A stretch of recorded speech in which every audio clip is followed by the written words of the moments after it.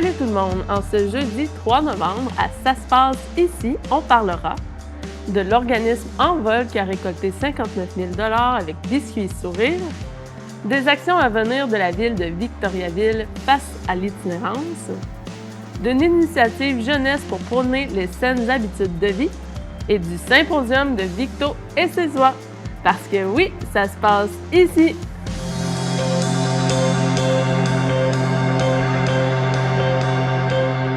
Le diocèse de Nicolette connaît désormais le 7e évêque, soit Monseigneur Daniel Jaudoin, prenant la place de Monseigneur André Gazaille, qui a remis sa démission lorsqu'il a atteint ses 75 ans, comme prévu dans le processus. La MRC d'Arthabasca crée un comité consultatif en transport collectif et adapté afin de répondre plus uniformément aux besoins en transport collectif sur l'ensemble du territoire. Un projet pilote de modernisation de la consigne est en cours à Victoriaville avec la venue d'un nouveau site de dépôt pour les bouteilles d'alcool, les bouteilles d'eau, les cartons de jus et de lait, bières, boissons gazeuses. Cette année, le centre de stimulation L'Envol a récolté 59 000 $ avec la vente de Biscuits Sourire de Tim Hortons. Un montant historique pour l'organisation. C'est un montant historique, c'est incroyable. Je crois que l'Envol va pouvoir faire des beaux projets là, avec ce montant-là. Je vais te laisser l'annoncer. Oui, fait que nous, notre projet cette année en lien avec la campagne, c'est qu'on va refaire tout ici la cour du 6-12 ans. On veut vraiment renouveler. Fait que, on a beaucoup de projets. Là, on voudrait faire une surface multisport. On voudrait ajouter un coin eau, un coin art, un parcours asphalté pour que les jeunes puissent faire du vélo à l'intérieur des clôtures. Fait que c'est vraiment, là, c'est plein de choses. On est déjà en démarche avec les diverses compagnies qui s'occupent de ça. Fait qu'on devrait sortir là, sous peu un vrai plan d'aménagement là, pour que ça soit livré. On espère en juin. C'est plus pour les 6-12 ans ou... Oui, bien là, celui qu'on travaille en ce moment, c'est pour le 6-12 ans. Éventuellement, on retravaillera aussi le 0-5. Ce qui est le fun ici, c'est que dans le jour, on va dire... tout durant la période scolaire, il n'y a personne dans le jour dans les 6-12 ans parce qu'ils viennent juste le soir ou le matin. Fait que nos 0-5 vont pouvoir utiliser aussi la cour du 6-12, ce qui est très intéressant. Puis éventuellement, quand ça sera leur tour, on travaillera autre chose. La collecte de fonds aura mobilisé les équipes des Tim Hortons de Victoriaville, d'Aveluiville et Saint-Valère, ainsi que 127 bénévoles pour 350 heures de bénévolat réalisé durant la semaine. C'est sûr que nous autres, il y a de l'autofinancement à hauteur habituellement de 30 % de mon budget. Donc, vous comprenez que c'est beaucoup, qu'il faut qu'on aille chercher dans la communauté. Puis je le comprends, puis c'est le fun pour nous autres. Quand je dis c'est le fun, c'est de voir qu'une communauté nous appuie. C'est aussi une table de reconnaissance derrière le dos. Donc, c'est très important, c'est essentiel, on y consacre du temps. Mais si je reviens à la campagne Biscuits Sourire, ça nous demande du temps, mais c'est toute l'équipe de Simon puis de tous les magasins au Tim Hortons qui sont derrière nous. C'est que ça multiplie de fois tout le bénévolat puis les heures consacrées. Ça nous prendrait beaucoup de temps pour ramasser un montant aussi spectaculaire en un événement. Donc, pour nous, c'est essentiel. Puis toute seule, on ne serait pas capable. Rappelons que l'organisme offre des activités de stimulation et de loisirs aux enfants de 1 à 12 ans ayant un trouble de développement.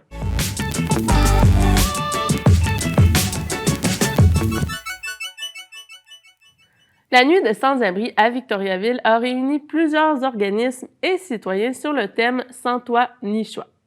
Les politiciens ont été questionnés sur les solutions pour faire face à la pénurie de logements. Éric Lefebvre a rappelé les investissements promis en logements sociaux et autres collaborations locales. On a annoncé 1,8 milliard dans le prochain mandat pour 12 000 logements sociaux et naturellement, on va participer avec ce qu'on a mis en place comme projet pilote, l'unité de débordement qu'on avait eue l'an dernier. Présentement, on est à travailler avec l'équipe de la place Rita Saint-Pierre avec les 9 lits qu'on met en place. Au fédéral, il y aurait également des investissements à venir. Et le deuxième, c'est mettre des sommes majeures pour doter l'ensemble des municipalités au pays d'un nombre record de logements abordables. Le gouvernement pourrait soutenir les promoteurs où le coût est plus élevé pour les aider financièrement à transformer ça, mais conditionnel à ce que ce soit du logement abordable. Victoriaville propose de son côté une solution innovante. À la Ville de Victoriaville, on a changé plusieurs réglementations pour essayer de faciliter la création de logements dans un premier temps. Mais aussi, je pense que c'est ça la grande primeur qui peut vous intéresser, c'est qu'on est à se pencher actuellement sur la création d'un organisme sans but lucratif qui viendrait en quelque sorte subventionner les logements. Donc ce soir, j'ai discuté avec les gens présents de notre solution à Victoriaville qu'on propose, soit celle de mettre en commun des institutions financières, des partenaires, des organismes pour acquérir des bâtiments déjà existants, puis les reconvertir en logements abordables ou même construire des nouveaux logements, mais avec une part de subvention de la Ville et des partenaires. De cette façon-là, on va pouvoir réduire les coûts puis rendre l'accès au logement plus accessible. Au cours de l'été, on a construit une habitation permanente à la place Rita-Saint-Pierre. Donc, il y aura là 10 lits qui sont beaucoup plus convenables. Il va y avoir aussi une cuisine, une salle de bain. Puis encore une fois, s'il y a débordement, on aura les mini-maisons de Mike Ward. Mais oui, c'est une nouvelle réalité avec laquelle on compose, mais on a une belle solidarité avec les organismes communautaires de la région, les différents partenaires, les députés. Puis je pense qu'ensemble, on va être en mesure de trouver des solutions à court terme. Enfin, lors de la soirée, musique, discussions informelles et kiosques de sensibilisation ont eu lieu. En boxe maintenant, KO 96 a fait participer 9 boxeurs au Grand Doré.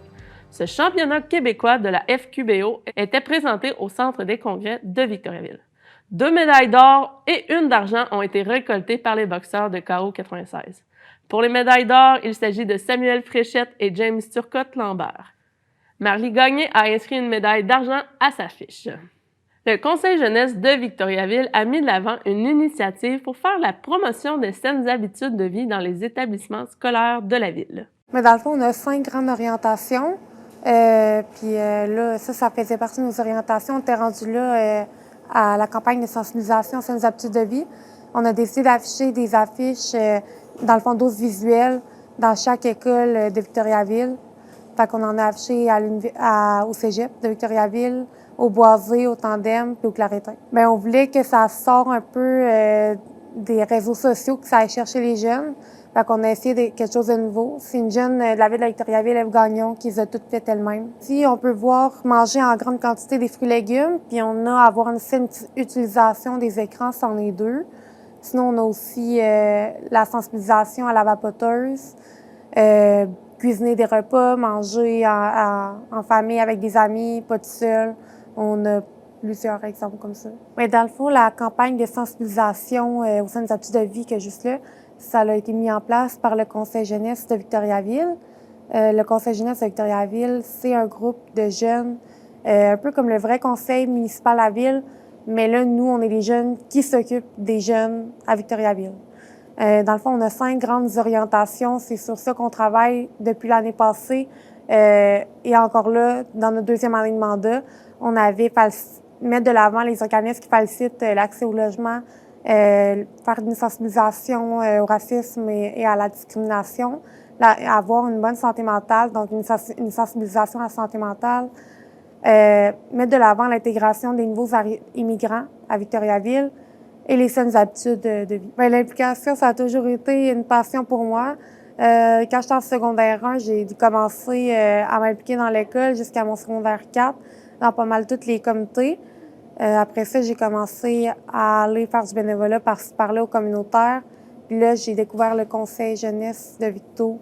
Fait que j'ai pris ma chance puis j'étais allée m'inscrire aux élections. Bien, ce que j'aime de faire partie du Conseil jeunesse de Victo, c'est surtout de me sentir utile, de sentir que j'apporte quelque chose à ma communauté puis que je mets de l'avant les jeunes de Victo, que je peux montrer que même si on est jeune, bien, on peut apporter du changement.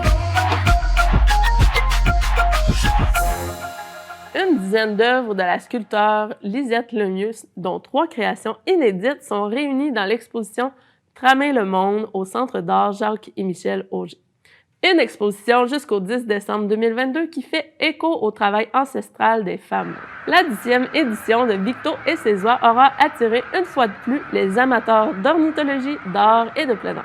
On a 25 artistes, peintres, sculpteurs, photographes. On a aussi des conférences pendant l'événement. C'est vraiment un événement basé sur l'ornithologie. Comme exemple, on a Pascal Savard qui est ici depuis le début. C'est une fille de la région. On a Paul Hébert, qui est un pastelliste, qui est ici depuis le début. On mise aussi sur les très bons artistes de la région. Chantal Simard, Guy Brochet, qui est sculpteur. Puis ils ont le thème de l'oiseau. Fait que on veut les mettre en évidence. Puis, ensuite, moi, je suis artiste peintre depuis 30 ans. Et quand je rencontre des artistes de grand talent, ben, je les invite à Vito et ses oies. Plusieurs conférences ont également été offertes. On avait un artiste peintre, Claude Bonneau, qui nous a fait une prestation extraordinaire. Alain Daigle, ornithologue, avec une vidéo expliquant l'histoire et le vécu, où se trouvent les oies. On a des photographes qui se promènent sur le terrain. On a comme conférence Mme Sophie Thibault, qui est journaliste qu'on connaît de la télé, et photographe ornithologue. On a notre ami Pierre Verville, qui est de la région et qui est ornithologue, et son émission sur les oiseaux. Et dans le fond, on est comblés que les gens, pour notre 10e anniversaire, soient avec nous. Guy Sanson, photographe et écrivain, faisait partie des artistes de la région qui étaient invités pour l'événement. Hier, il y a eu une très grosse envolée en après-midi. Ça, c'est toujours absolument spectaculaire à voir. Tu as l'impression, à un moment donné, d'être aspiré dans un vortex quand ça s'envole, tout ça, là. Puis à cause des battements d'ailes, à cause du bruit que ça fait comme une espèce de vrombissement. C'est assez spectaculaire. L'environnement, comme le réservoir Baudette, c'est beau, c'est absolument magnifique. Il y a toujours des choses à photographier, même quand il n'y a pas d'oiseaux. Ça peut être un lever de soleil, ça peut être un coucher de soleil. À un moment donné, cette semaine, je suis venu ici au réservoir Baudette. J'avais comme un projet depuis des années, puis je comprenais pas que personne n'y avait pensé.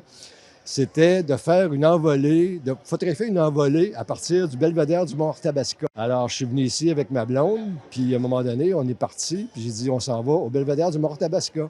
Et là, j'ai fait des photos et j'ai été chanceux parce qu'il y a eu une petite envolée à ce moment-là. Pas des milliers d'oies, là, mais des centaines d'individus. Et ça paraît sur ma photo. On voit les oies qui s'envolent. Alors, c'est de l'expérimentation. À chaque jour, les spectateurs sur place ont attendu patiemment pour admirer le spectacle des oies.